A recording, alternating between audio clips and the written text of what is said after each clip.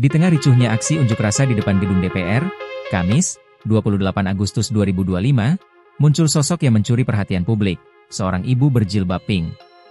Dengan gagah, ia berdiri di garis depan, mengibarkan bendera merah putih sambil menantang barikade polisi, meski hujan dan gas air mata mengiringi langkahnya. Aksi heroik itu viral, namun menyimpan kisah haru ketika sang anak panik karena ibunya belum juga pulang.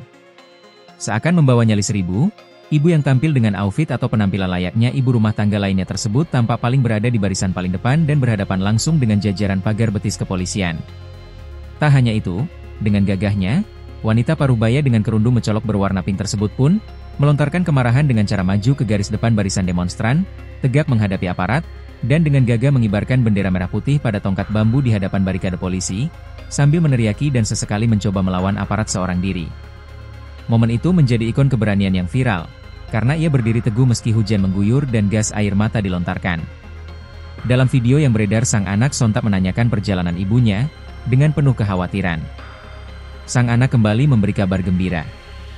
Ia menyampaikan bahwa ibunya akhirnya sudah sampai rumah dalam keadaan sehat.